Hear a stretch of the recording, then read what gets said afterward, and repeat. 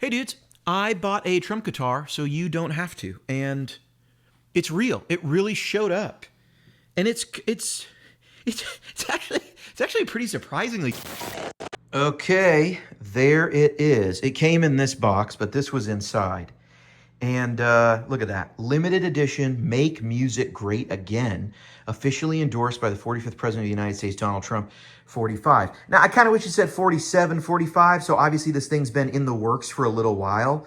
You know, maybe they were going to, I think they were going to do this anyway, whether he was the winner or not. But it's just not the best box you've seen. I've never seen a guitar come in a box quite like this that didn't have like it's a great solution for not having a case. So open this thing up. Looks like it's all in foam. And this is what you get. Boom. Move that out of the way.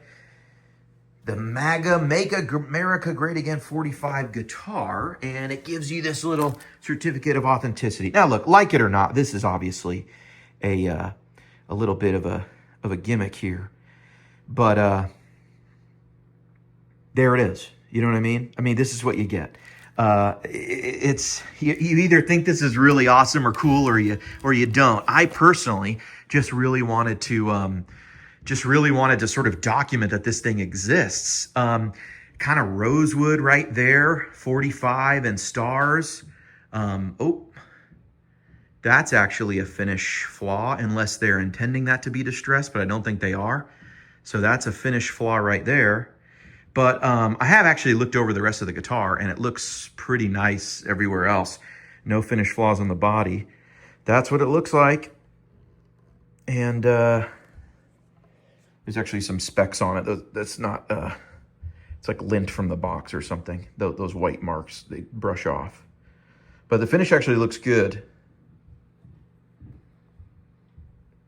Little heavy. I would put this at, I bet it's 8 pounds.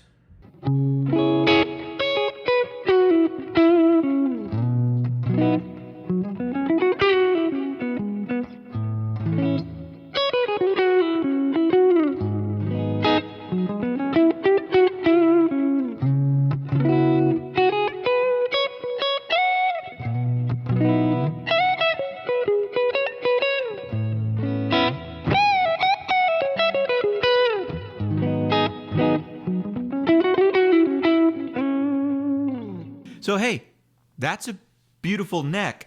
I gotta be honest with you, first impression of this guitar, it's a lot more than I expected. I completely expected to waste $1,500 just for this video, really. Because I was curious, I've never heard of a Reagan guitar or a Clinton guitar or an Obama guitar. Maybe those existed. Maybe they did. I just didn't run into them. But there's just a level of kind of audacity and awesomeness that comes with the American flag and the eagle on there, and obviously MAGA on the thing right here.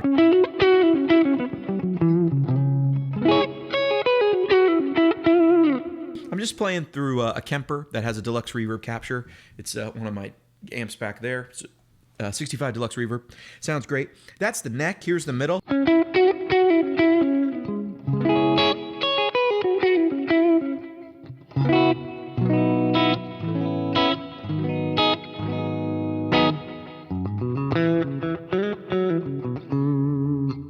Sounds cool. Here's the bridge.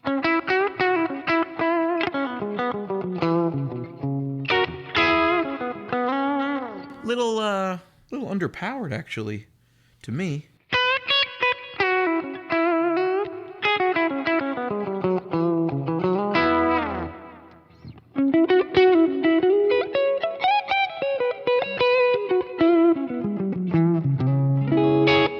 That is a little bit, it's a little weak in the bridge, I'm going to try with an ODR1 on. Sounds like that.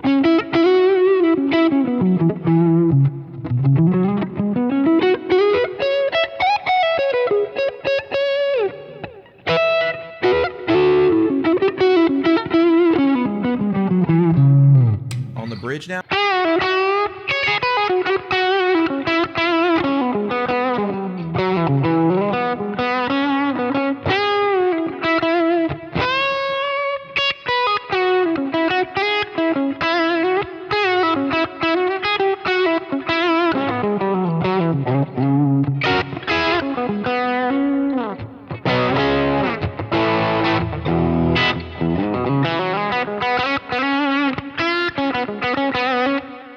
Okay, it's a little like reedy and thin on the bridge. I don't love that, you know?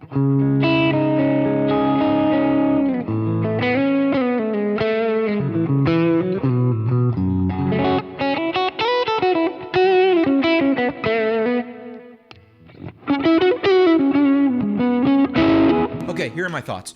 The action is medium to medium high. It might even be high, but clearly someone set up the guitar. I can feel that. It stays in tune pretty well.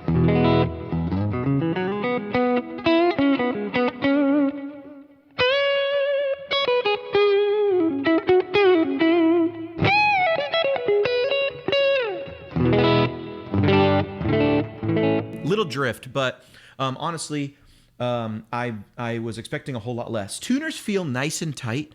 These do not feel. I just bought like an old Tokai Les Paul. Tuners are all jacked up, like they're all like a ton of play in the tuners. There's no play in these tuners at all. These strings, what I find on cheaper guitars, and I'm going to consider this a cheaper guitar. I'm going to get to the price I paid in a second. And do I think it's worth it? On cheaper guitars, I find the first thing you should do is change strings. When you buy an imported guitar, the guitar was made overseas. The strings were made in hell. Just get rid of them. You will, I mean, you just throw a set of Ernie balls, set of like Fender bullet strings. Anything you have is better than the OEM strings that people put on these import guitars. And I don't know what happens to strings when they go through transport. They're always shit when you get a cheap guitar. Anyway, I would replace these strings and I bet it would hold tune even better, and I bet the intonation would immediately improve. This bridge is clearly intonated, and I can tell from where it is there probably was some level of checking, because I noticed that the notes were fairly in tune, and this looks like a bridge that was intonated. And the saddles are one way on the low 3 and the other way on the bottom 3. That's what you would expect in an intonation to be done. Looks like all just like, you know, kind of chrome hardware. Okay, about the price. This thing was $1,500. It's high gloss. It looks like it looks like a guitar that might have come out of a Samick or maybe the Harley Benton factory. It might be from China, you know, the body and the wood and everything. It might be mostly assembled here. I would imagine maybe these are some cheap American pickups. They're not saying made in the USA, so it's less than 51% made in the United States. It says mine is 746 of 1,300. So they made 1,300 of these with this finish. All this stuff looks like import stuff that I've seen. It feels like an import, like a Korean, Indonesian, maybe Chinese. I don't know. It's got that high gloss. Honestly, the neck is very comfortable. I'll just tell you that. The neck is really nice. I actually am going to lower the action on here, and this is going to be a nice playing guitar. Fretwork,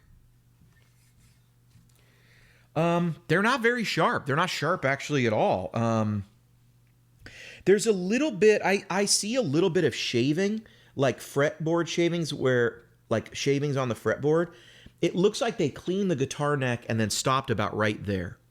So little QC issue in my opinion there, but honestly the finish, I don't see any finish flaws. This looks to be one piece back. No, I can see a seam right here. Looks like a 3-piece body. Yeah. 3-piece body, kind of 2-piece neck. To strengthen the headstock, they've got the seam right here, which is very popular in Korean, Indonesian, Chinese-made guitars right now. And that probably is a good way to solve that problem. But look, I would say to me, having played I have a bunch of guitars. I've played cheap guitars, expensive guitars, vintage guitars, all this stuff. The pickups are a bit out of whack. This pickup sounds very nice, but these sound like cheap import pickups to me. This is what I would expect to get on like the base level Harley Bentons or a Samick or just whatever, like one of the new Aria Pro guitar. Like you would get stuff like this. If you order from one of those websites that like knocks off Gibson, you get Chinese stuff. Those are terrible. These are fine. You could play these and they sound good. You know.